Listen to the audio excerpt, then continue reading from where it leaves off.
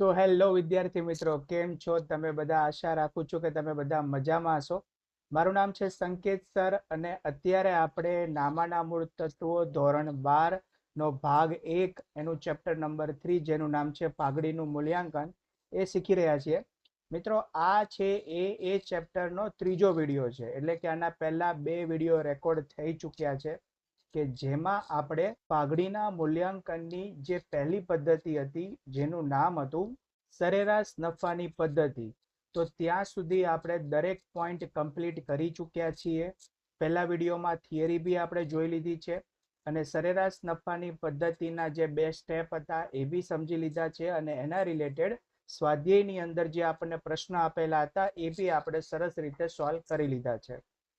હવે મિત્રો, આજના સેશનમાં આપણે પાઘડીના મૂલ્યાંકનની જે બીજી પદ્ધતિ છે જેનું નામ છે ભારિત સરેરાશ નફાની પદ્ધતિ, એના વિશે જોવાના જઈ રહ્યા છીએ. તો તમે અત્યારે જ આ વિડીયો ઉપર આવ્યા છો અને હજી જો તમારે એના પહેલા 2 ભાગ જોવાના બાકી છે તો મિત્રો ખાસ પહેલા એ 2 ભાગ જોઈ લેશો. એ તમે જોશો, સમજશો તો જ તમને આ ભાગની અંદર, આ પદ્ધતિની અંદર છે ખ્યાલ આવશે. એની લિંક છે મેં ડિસ્ક્રિપ્શનમાં આપેલી છે, તો ત્યાંથી તમે એને ચેક કરી શકો છો.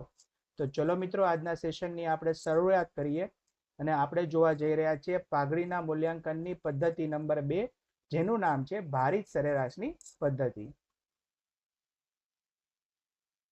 તો મિત્રો, ભારિત સરેરાશ નફાની પદ્ધતિની શરૂઆત કરતા પહેલા આપણે જે પહેલા જે પદ્ધતિ જોયેલી હતી એટલે કે સરેરાશ નફાની પદ્ધતિ, એની અમુક મર્યાદાઓ છે ને એની અમુક ધારણાઓ છે જે ખાસ કરીને તમારી બોર્ડની એક્ઝામનું જે પેપર છે એની અંદર વિભાગ બી માં એ 1 માર્કમાં પૂછાવાની શક્યતાઓ રહેલી છે. તો એ આપણે પહેલા જોઈ લઈએ. અહીંયા આપણને કીધું છે કે સાદી સરેરાશ પદ્ધતિમાં પાઘડીની ગણતરીમાં એવી ધારણા કરવામાં આવે છે કે નજીકના ભવિષ્યમાં નફામાં સમગ્ર રીતે કોઈ ફેરફાર થશે નહીં. બરાબર? તો મિત્રો, જો તમને એવું પૂછાય કે જે સરેરાશ નફાની પદ્ધતિ છે એમાં કઈ ધારણા કરવામાં આવે છે, તો માત્ર બહુ સરળ રીતે તમારે જવાબ લખવાનો છે કે નજીકના ભવિષ્યમાં નફામાં કોઈ મોટો ફેરફાર થવાની શક્યતાઓ કોઈ લાગતી નથી અથવા તો થશે નહીં. એવી ધારણા હોય ત્યારે આપણે આ પદ્ધતિનો ઉપયોગ કરીએ છીએ. બીજું મિત્રો, તમને કીધું છે કે નફાના વધતા કે ઘટતા વલણને ધ્યાનમાં લેવા અને રોકાયેલી મૂડીને પણ ધ્યાનમાં લેવામાં આવતી નથી. આ ખામીને દૂર કરવા જુદી જુદી અન્ય પદ્ધતિઓનો ઉપયોગ કરવામાં આવે છે. તો મિત્રો, તમને એવું પૂછાય કે સરેરાશ નફાની કઈ ખામીઓને દૂર કરવા બીજી પદ્ધતિઓનો ઉપયોગ થાય છે, તો તમારે 2 ખામી એની લખવાની છે. પહેલું કે નફાનું વધતું અને ઘટતું વલણ જો હોય તો એ ધ્યાનમાં લેવામાં આવતું નથી, અને બીજું રોકાયેલી મૂડીને પણ ધ્યાનમાં લેવામાં આવતી નથી. આ 2 એના ખામીઓ છે જેના કારણે થઈને આપણે બીજી પદ્ધતિનો ઉપયોગ કરવો પડે છે. તો મિત્રો, ખાસ આ બંને પ્રશ્નો, એક એની ધારણા અને બીજું એની ખામી, તમારે વિભાગ બી માટે તૈયાર કરીને રાખવાના છે. હવે મિત્રો, આપણે શરૂ કરીએ ભારિત સરેરાશની પદ્ધતિઓ, નફાની પદ્ધતિ. તો અગાઉ આપણે જોયું કે સરેરાશ નફાની પદ્ધતિમાં વલણ ધ્યાનમાં લેવામાં આવતું નથી, એ આપણને ખબર છે. ઘણી વખત નફામાં વલણ જોવા મળે છે. આ વલણ મિત્રો બંને પ્રકારનું હોઈ શકે. સતત વધતું નફાનું વલણ પણ હોય, એટલે કે નફામાં સતત વધારો થતો હોય. વલણ એટલે શું? નફામાં સતત વધારો થવો અથવા તો નફામાં સતત ઘટાડો થવો, આને કહેવાય વલણ. આવા સંજોગોમાં નજીકના વર્ષના નફાને વધુ અને પહેલાના વર્ષના નફાને ઓછો ભાર આપવો પડે. તો મિત્રો, એવું આપણને કહેવા માંગે છે કે જે વર્ષમાં આપણને નફો વધુ આપેલો હોય તો એ વર્ષને આપણે વધુ ભાર આપવો પડે, અને જે વર્ષમાં નફો ઓછો હોય તો એ વર્ષને આપણે ઓછો ભાર આપવામાં આવે. કેવી રીતે ભાર આપવાનો? તો સામાન્ય રીતે 1, 2, 3, 4 એમ નંબર આપીને આપણે એને ભાર આપીશું. એમ જુદા જુદા વર્ષના નફાને ભાર આપવામાં આવે છે. જુદા જુદા વર્ષના નફાને ભાર આપીને એની સરેરાશ કાઢવામાં આવતી હોવાથી આને ભારિત સરેરાશ નફાની પદ્ધતિ તરીકે ઓળખવામાં આવે છે. અને આ ભારિત સરેરાશ નફાને આધારે પાઘડીની ગણતરી કરવામાં આવે છે, એટલે એને ભારિત સરેરાશની પદ્ધતિ કહેવાય છે. એવું આપણને આપવામાં આવેલું છે. તો મિત્રો, હવે તમને એવું કહેવા માંગે છે કે તમારે ભારિત સરેરાશની પદ્ધતિનો ઉપયોગ ક્યારે કરવાનો? તો જો દાખલામાં સ્પષ્ટ સૂચના આપેલ હોય ત્યારે, અથવા તો નફો દર વર્ષે વધતો હોય કે ઘટતો હોય ત્યારે આ પદ્ધતિનો ઉપયોગ થશે. તો મિત્રો આ તમારા માટે અગત્યનું છે, ખાસ ધ્યાન રાખજો. કાં તો તમને દાખલામાં સ્પષ્ટ સૂચના આપેલી જશે કે ભારિત સરેરાશની પદ્ધતિનો ઉપયોગ કરી અને પાઘડીની ગણતરી કરો, ત્યારે આપણે આ પદ્ધતિનો ઉપયોગ કરીશું. અથવા તો જો સૂચના ન આપેલી હોય તો તમારે નફો જોવાનો. ઘણી વખત એવું થાય કે તમને કઈ પદ્ધતિનો ઉપયોગ કરવાનો છે આપેલું જ ન હોય, તો આપણે શું કરવાનું? આપણે નફાને જોવાનો. જો તમને એવું લાગે કે નફો વર્ષ બાય વર્ષ સતત શું થાય છે? વધતો જાય છે, અથવા તો નફો વર્ષ બાય વર્ષ શું થાય છે? સતત ઘટતો જાય છે, તો આ કેસમાં આપણે ખાસ આ પદ્ધતિનો ઉપયોગ કરવાનો રહેશે. બરાબર છે. હવે મિત્રો આપણે સમજી લઈએ કે આ પદ્ધતિથી પાઘડી કેવી રીતે શોધવામાં આવે. તો સૌ પ્રથમ જેનું સ્ટેપ છે એ સ્ટેપ નંબર 1. ટોટલ 3 સ્ટેપની પ્રોસેસ છે. આપણે પહેલું સ્ટેપ જોઈએ. તો પહેલું સ્ટેપમાં તમારે ભારિત સરેરાશ નફાની ગણતરી દર્શાવતું એક આવું પત્રક છે કે કોષ્ટક છે બનાવવાનું રહેશે, જેની અંદર કુલ 4 કોલમ છે. જેમાં પહેલા 2 કોલમ છે ને એ તો મિત્રો પ્રશ્નમાંથી તમને મળી જશે, વર્ષ અને નફો. ત્રીજું કોલમ ભાર એ આપણે બનાવવાનું, અને ચોથું કોલમ પેદાશ અથવા તો ભારિત નફો, આ પણ આપણે બનાવવાનું રહેશે. હવે જો જ્યારે બી આપણે ભાર આપીએ ત્યારે ખાસ આપણે વર્ષને ધ્યાનમાં લેવાના છે, રાઈટ. જે સૌથી નજીકનું વર્ષ હોય એને સૌથી ઓછો ભાર મળવો જોઈએ, અને જે સૌથી નજીકનું વર્ષ છે એને સૌથી વધારે ભાર મળવો જોઈએ, અને જે સૌથી જૂનું વર્ષ છે એને સૌથી ઓછો ભાર મળવો જોઈએ. બરાબર, આ વસ્તુ તમારે ધ્યાનમાં રાખવાની. ભાર આપી દીધા પછી મિત્રો નફો અને ભાર આ બેનો કરવાનો છે ગુણાકાર, અને ગુણાકાર કરવાથી જે તમને આન્સર મળશે એને કહેવાય ભારિત નફો. બરાબર. પછી શું કરવાનું? તો આ ભારિત નફો બધા વર્ષનો મળી ગયો, એનો કરવાનો સરવાળો, એટલે તમને મળે એને કહેવાય કુલ ભારિત નફો. અને પછી જે તમે ભાર આપેલો હોય એનો પણ સરવાળો કરવાનો, એને કહેવાય કુલ ભાર. આટલી વસ્તુ આપણે આ કોષ્ટકમાં શોધવાની થશે. પછી આપણે સ્ટેપ નંબર 2 ઉપર આવીએ, જેમાં આપણે ફાઇન્ડ કરવાનું છે ભારિત સરેરાશ નફો. રાઈટ. તો કેવી રીતે? તો અહીંયા જે તમને સૌથી પહેલા કુલ ભારિત નફો મળેલો હોય એ તમારે લેવાનો, અને એના છેદમાં તમારે લેવાનો રહેશે કુલ ભાર. મિત્રો આમાં ખાસ ધ્યાન રાખજો, ઘણા બધા વિદ્યાર્થી મિત્રો અહીંયા કુલ વર્ષો લઈ લે છે. કેમ? કારણ કે જે સરેરાશ નફાની પદ્ધતિ હતી ને એમાં છેદમાં કુલ વર્ષો લેવાના હતા, પણ અહીંયા કુલ વર્ષો નથી લેવાના, અહીંયા તમારે કુલ ભાર લેવાનો છે, એ તમારે યાદ રાખવું પડશે. હવે જે સ્ટેપ નંબર 3 છે એ તો જેમ આપણે પહેલી પદ્ધતિમાં જોયું હતું એ જ પ્રમાણે છે. પાઘડી શોધવા માટે ભારિત સરેરાશ નફો ગુણ્યા ખરીદીના વર્ષોની સંખ્યા. ત્યાં આપણે સરેરાશ નફો લેતા હતા, અહીંયા આપણે ભારિત સરેરાશ નફો છે લેવાનો રહેશે. રાઈટ મિત્રો. તો 3 સ્ટેપની પ્રોસેસ છે ભારિત સરેરાશ નફાથી પાઘડીની મૂલ્યાંકન કરવા માટે. ચલો હવે આપણે એના રિલેટેડ જે આપણને ઉદાહરણ આપેલા છે એ જોઈ લઈએ. તો ઉદાહરણ નંબર 3માં કીધું છે 2013-14માં નફો 40,000, 14-15માં 50,000, 15-16માં 60,000 અને 16-17માં 70,000 નફો હતો. અને આપણને મિત્રો પ્રશ્નની અંદર શોધવાનું કીધું છે ભારિત સરેરાશ નફાની રકમ શોધો. જો અહીંયા મિત્રો પાઘડી નથી શોધવાની, ખાલી ભારિત સરેરાશ નફો જ શોધવાનો છે, એટલે કે સ્ટેપ નંબર 2 જે છે ત્યાં સુધી જ આપણે ગણતરી કરવાની રહેશે. પણ જોઈ લઈએ મિત્રો બીજી એક વસ્તુ તમારે ખાસ માર્ક કરવાનું કે જો અહીંયા જેમ જેમ વર્ષ આગળ જતા જાય છે એમ એમ નફો સતત વધતો જાય છે. એને નફો શું થાય છે? સતત વધતો જાય છે. એટલે નફામાં તમને વધારાનું વલણ જોવા મળે છે. એટલે જ આપણે અહીંયા ભારિત સરેરાશ પદ્ધતિનો ઉપયોગ થશે. ડન. ચલો હવે મિત્રો આપણે સ્ટેપ નંબર 1માં જે કોષ્ટક છે એ બનાવી લઈએ, પત્રક બનાવી લઈએ. તો પહેલું કોલમ વર્ષ અને બીજું કોલમ નફો એ એઝ ઇટ ઇઝ જ રાખવાનો. ત્રીજું કોલમ મિત્રો ભાર અને ભારિત નફો આપણે બનાવવાના રહેશે. ભાર આપતી વખતે મેં તમને કીધું છે મિત્રો તમારે વર્ષને ધ્યાનમાં લેવાના.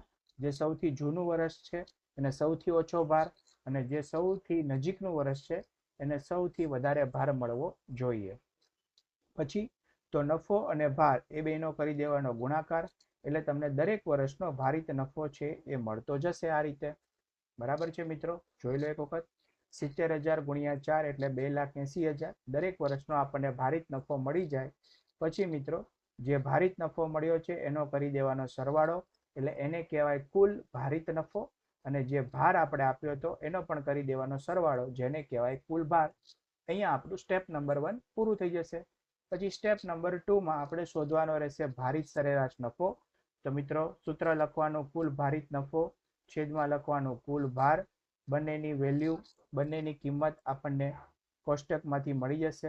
એના માટે જ આપણે કોષ્ટક બનાવેલું હતું. અને તમે જોઈ શકો છો અહીંયા આપણો જવાબ આવી રહ્યો છે 60,000 રૂપિયા. આ તો મિત્રો ઉદાહરણ નંબર 3 કે જેમાં આપણે ખાલી ભારિત સરેરાશ નફો જ શોધવાનો હતો. ચલો હવે આગળ વધીએ. નેક્સ્ટ છે ઉદાહરણ નંબર 4, જેમાં આપણને આપેલું છે મીના અને ભદ્રેશની ભાગીદારી પેઢીના પાઘડીની કિંમત છેલ્લા 5 વર્ષના ભારિત સરેરાશ નફો. અહીંયા આપણને સૂચના આપેલી છે કે ભારિત સરેરાશ નફાની પદ્ધતિનો આપણે ઉપયોગ કરવાનો છે અને છેલ્લા 3 વર્ષની ખરીદીના આધારે કરવાની એની ગણતરી કરવાની છે. તો મિત્રો તમે જોઈ શકો છો કે જે નફો છે એ આપણને આપેલો છે 12-13 માં 80,000, 13-14 માં 1,20,000, 14-15 માં 1,40,000, 15-16 માં 1,60,000 અને 16-17 માં 1,70,000 રૂપિયા છે. મિત્રો પ્રોફિટમાં એટલે કે નફામાં તમે જોઈ શકો છો કે તમને સતત વધારાનું જે વલણ છે ને એ જોવા મળી રહ્યું છે. નફો શું થાય છે તો સતત વધતો જાય છે. એટલા માટે જ આપણે ભારિત સરેરાશની પદ્ધતિનો ઉપયોગ કરવો હિતાવહ છે અને સૂચના આપણને આપેલી છે. જો કદાચ આ દાખલામાં આપણને સૂચના ન આપેલી હોત ને મિત્રો તોય તે આપણે ભારિત સરેરાશ પદ્ધતિનો જ ઉપયોગ કરે.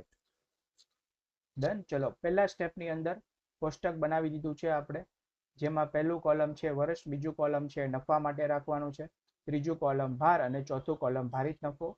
મિત્રો ભાર છે એ વર્ષને ધ્યાનમાં રાખીને આપણે આપીશું.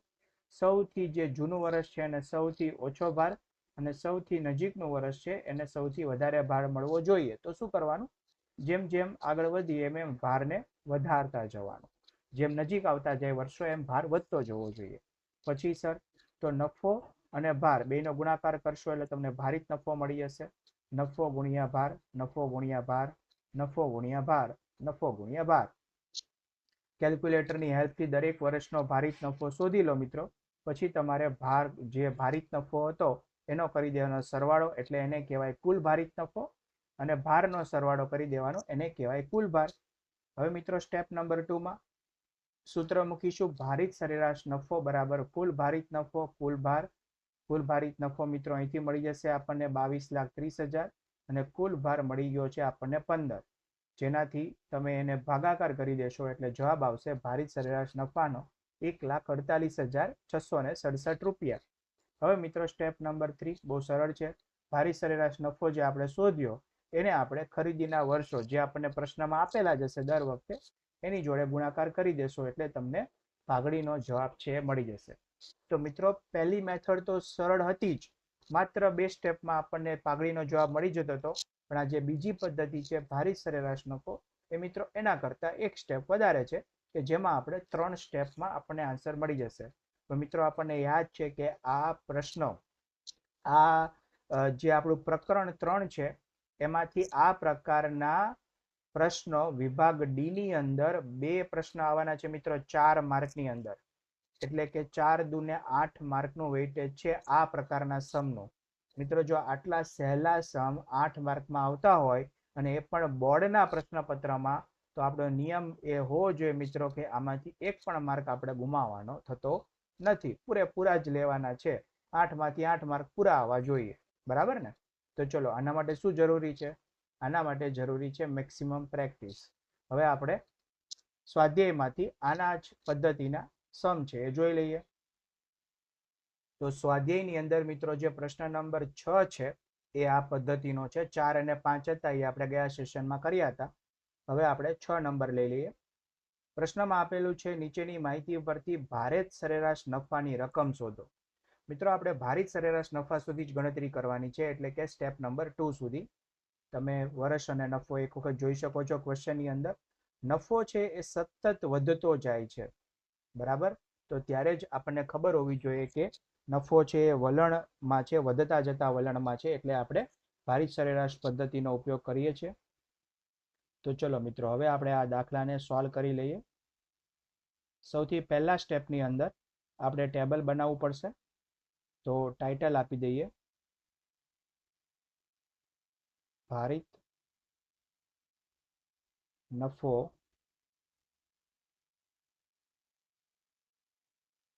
દર્શાવતું ટેબલ. સૌથી પહેલું કોલમ એમાં આપણે બનાવીશું વર્ષ. બીજું કોલમમાં મિત્રો લખીશું આપણે નફો. ત્રીજું કોલમમાં આપણે લખવાનું હોય છે ભાર. અને ચોથું કોલમ આપણા માટે થશે ભારિત નફો. વર્ષો મિત્રો 2013-14 થી આપેલા છે. 13-14, 14-15, 15-16,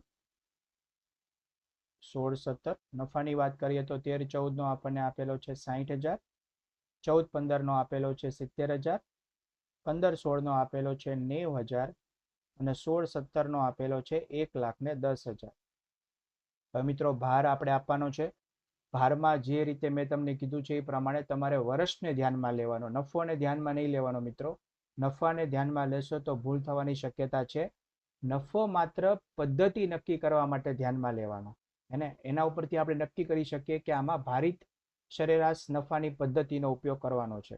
પણ જ્યારે ભાર આપો ત્યારે વર્ષ ધ્યાનમાં લેવાના. તો જે વર્ષ સૌથી જૂનું છે 13-14, એને સૌથી ઓછો ભાર મળવો જોઈએ. પછી જેમ જેમ નજીક આવતા જશું મિત્રો એમ ભાર વધતો જશે. અને જે વર્ષ સૌથી નજીકનું છે એને આપણે સૌથી વધારે ભાર આપવાનો થાય. તો 16-17 ને સૌથી વધારે ભાર મળી ગયો 4. ચલો હવે નફો અને ભાર એ બેનો ગુણાકાર કરી દઈએ એટલે આપણને ભારિત નફો મળી જાય. તો 60,000 ગુણ્યા 1 60,000, 70,000 ગુણ્યા 2 1,40,000, 90,000 ગુણ્યા 3 2,70,000, 1,10,000 ગુણ્યા 4 એટલે આવશે 4,40,000. મિત્રો કેલ્ક્યુલેટરની અંદર તમે આનો સરવાળો કરશો એટલે તમને મળી જશે કુલ ભારિત નફો. અને આનો ભારનો સરવાળો કરશો એટલે તમને મળી જશે કુલ ભાર, જે આવશે 10. અહીંયા આપણે લખી દઈએ મિત્રો, આ છે આપણો કુલ ભાર. અને ભારિત નફો છે એ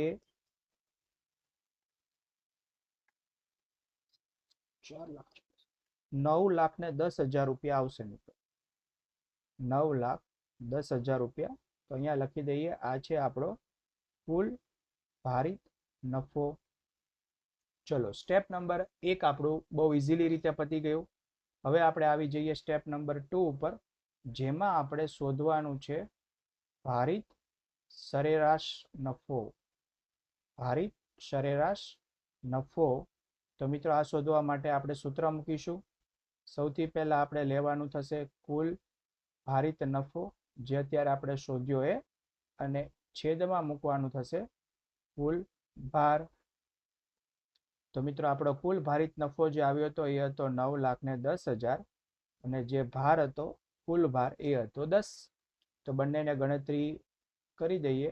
કેલ્ક્યુલેટરની અંદર ભાગાકાર કરી દેશો મિત્રો એટલે તમને જે ભારિત સરેરાશ નફો છે એ મળી જશે 91,000 રૂપિયા. તો આ થઈ ગયો મિત્રો આપણો જવાબ દાખલા નંબર 6 માટે. રાઈટ. તો દોસ્તો એકદમ સરળ દાખલો હતો. અપેક્ષા રાખું છું કે તમને સરસ રીતે સમજાઈ ગયો હશે. માત્ર 2 જ સ્ટેપની પ્રોસેસ હતી. ચલો આગળ વધીએ. હવે બીજો એક દાખલો છે આપણને સ્વાધ્યાયમાં આપેલો છે, એ લઈ લઈએ. પ્રશ્ન નંબર 7. સો પ્રશ્ન નંબર 7 તમારી સ્ક્રીન પર આવી ગયો છે. પ્રશ્નમાં આપેલું છે, નીચેની માહિતી પરથી બાબુલાલ અને કાંતિલાલની ભાગીદારી પેઢીની પાઘડીની કિંમત છેલ્લા 5 વર્ષના ભારિત સરેરાશ નફાની 3 વર્ષની ખરીદીના આધારે કરો. તો મિત્રો બંને વસ્તુની સ્પષ્ટ સૂચના આપેલી છે. એક તો પદ્ધતિની વાત કરીએ તો તમને કીધેલું છે કે છેલ્લા 5 વર્ષનો ભારિત સરેરાશ નફાની પદ્ધતિનો આપણે ઉપયોગ કરવાનો છે. અને ખરીદીના વર્ષો છે 3 છે. તો મિત્રો જોઈ લો, વર્ષો જે તમને આપેલા છે 2012-13 થી 16-17 સુધી. અને નફો મિત્રો તમે ખાસ જોશો તો નફો શું થાય છે, કન્ટિન્યુઅસલી વધતો જાય છે. અને કન્ટિન્યુઅસલી વધે છે એટલે નફામાં વધારાનું વલણ તમને જોવા મળે છે. એટલે જ આપણે અહીંયા ભારિત સરેરાશ પદ્ધતિનો ઉપયોગ કરીએ છીએ. તો ચલો મિત્રો, હવે આપણે આમાં પાઘડી શોધવાની છે, એટલે 3 સ્ટેપ આપણે ફોલો કરવા પડશે. સૌથી પહેલા સ્ટેપમાં આપણે બનાવવું પડશે ભારિત સરેરાશ, અથવા તો ભારિત સરેરાશ નહીં લઈએ, આપણે અહીંયા લેશું ભારિત નફો. ભારિત નફોની ભારિત નફાની ગણતરી દર્શાવતું ટેબલ. સૌથી પહેલું કોલમમાં લેશું મિત્રો આપણે વર્ષો, બીજા કોલમમાં આપણે લેશું નફો, ત્રીજું કોલમ બનશે ભાર માટે, અને ચોથું કોલમમાં આપણે શોધીશું ભારિત નફો. ચલો વર્ષો મિત્રો વાત કરીએ તો 2012-13 થી આપણને આપેલા છે. 2012-13, 13-14, 2014-15,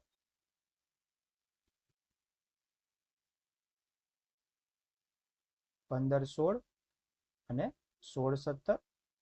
નફાની વાત કરીએ મિત્રો તો નફો આપેલો છે 40,000, 60,000, 75,000, 90,000 અને 1,20,000. હવે મિત્રો આપણે ભાર આપવાનો છે, તો ભાર આપણે વર્ષોને ધ્યાનમાં લઈને આપીશું. સૌથી જૂનું વર્ષ હોય અને સૌથી ઓછો ભાર, અને સૌથી નજીકનું વર્ષ હોય અને સૌથી વધારે ભાર મળી જવો જોઈએ. હવે નફો અને ભાર બંનેને ગુણાકાર કરીશું એટલે આપણને ભારિત નફો મળશે.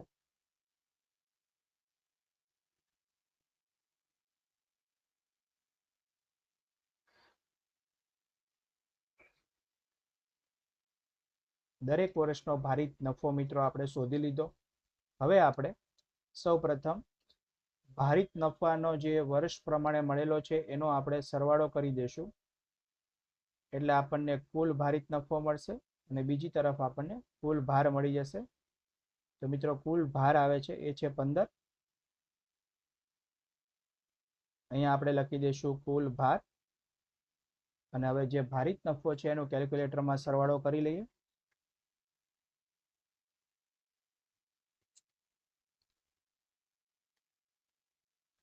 તો મિત્રો કુલ જે ભારિત નફો આવે છે એ છે 13,45,000 રૂપિયા.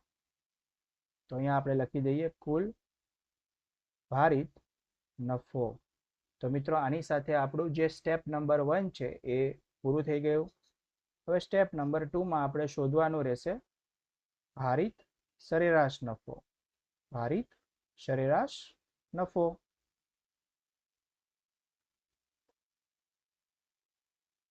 જેના માટે આપણે સૂત્ર મૂકીશું. સૂત્ર આવશે કુલ ભારિત નફો, અને એને આપણે ભાગી દેશું કુલ ભાર વડે. કુલ ભાર. તો મિત્રો કુલ ભારિત નફો આપણો છે 13,45,000 રૂપિયા, અને કુલ ભાર આપણા માટે છે 15. તો ચલો મિત્રો બંનેને ભાગી દઈએ. 13,45,000 ભાગ્યા 15.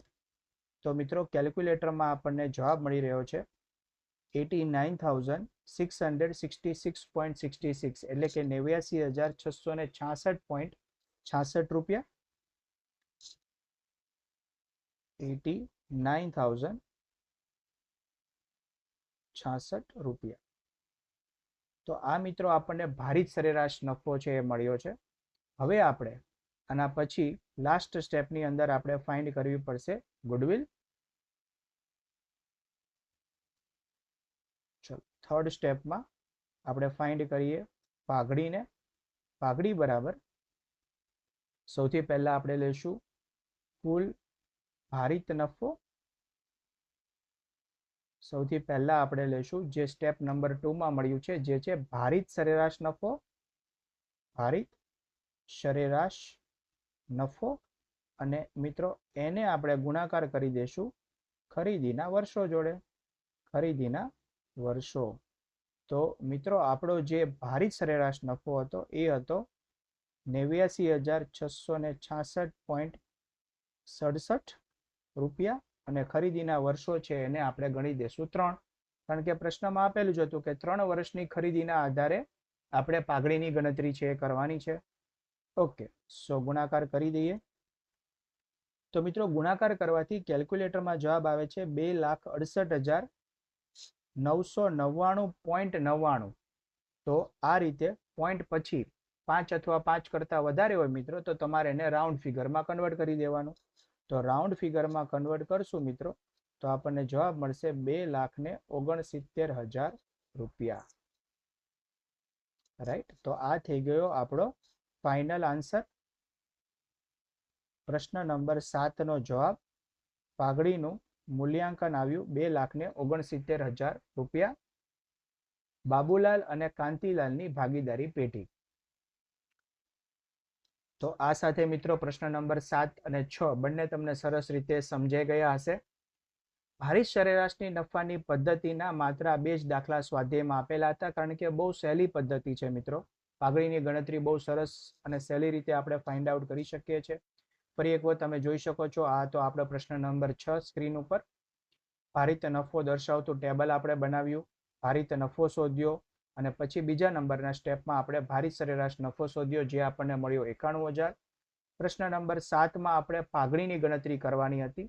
તો પહેલા આપણે ભારિત નફાની ગણતરી દર્શાવતું ટેબલ બનાવીને ભારિત નફો શોધ્યો જે આપણને મળ્યો 13,45,000. કુલ ભાર આપણે શોધ્યો જે આપણને મળ્યો 15. બીજા નંબરના સ્ટેપમાં બંનેને ભાગી દીધા તો આપણને ભારિત સરેરાશ નફો મળ્યો 89,666.67 રૂપિયા. અને મિત્રો છેલ્લા સ્ટેપમાં આ નફાને આપણે પાઘડીના ખરીદીના વર્ષો જોડે ગુણાકાર કરી દીધું તો આપણને પાઘડીનો જવાબ મળી ગયો 2,69,000 રૂપિયા. તો મિત્રો બહુ સહેલી મેથડ હતી. અપેક્ષા રાખું છું કે તમને સરસ રીતે સમજાઈ ગઈ હશે, પણ પ્રેક્ટિસ કરતા પહેલા મિત્રો જે 3 સ્ટેપ છે એ તમારે ખૂબ સરસ રીતે યાદ રાખી લેવાના છે, કારણ કે એ જો યાદ હશે તો જ આપણે એની પ્રેક્ટિસ કરી શકીશું અને એના સમ સોલ્વ કરી શકીશું. મિત્રો આજના વિડીયો માટે આપણે આટલું જ રાખીશું. ભારિત સરેરાશ નફાની પદ્ધતિને રિલેટેડ જો તમને કોઈ પણ પ્રકારનો પ્રશ્ન છે કે ડાઉટ છે તો તમે મને કમેન્ટમાં જરૂરથી પૂછી શકો છો. વિડીયો જો સારો લાગ્યો હોય તો તમે લાઈક જરૂરથી કરજો. તમારા મિત્રો જે ખાસ કરીને 12મા ધોરણની પરીક્ષા આપવાના છે એની સાથે શેર પણ કરી દેજો. અને આવનારો વિડીયો મિત્રો એમાં આપણે બહુ જ અગત્યની પદ્ધતિ જેનું નામ છે અધિક નફાની જે પદ્ધતિ છે એના આપણે પદ્ધતિનો ઉપયોગ કરીને પાઘડીની ગણતરી કરવાની છે. તો મિત્રો એ વિડીયો જોવા માટે થઈને ખાસ તમારે ચેનલને સબસ્ક્રાઇબ કરી દેવી પડશે. અને આપણે આવી જ રીતે 1 by 1 બધા જ ચેપ્ટરને સોલ્વ કરવાના છીએ કમ્પ્લીટલી ટેક્સ્ટબુકના દરેકે દરેક લાઇન ટુ લાઇન કવર કરીને. કારણ કે મિત્રો જે બોર્ડનું પેપર હોય છે ને એ મેજોરિટી તમારું ટેક્સ્ટબુક બેઝડ જ હોય છે. હા, પ્રેક્ટિસ કરવા માટે આપણે રિવિઝન કરવા માટે ઘણા બધા બીજી બધી બુક્સનો ઉપયોગ પણ કરીશું, પણ પહેલાં તો જે ટેક્સ્ટબુક છે એ આપણી ક્લિયર હોવી જોઈએ. તો મિત્રો જલ્દી મળીશું આપણે નવા વિડીયોમાં અને એમાં નવી પદ્ધતિ સાથે. આજ માટે અહીંયા મને રજા આપશો. Thank you.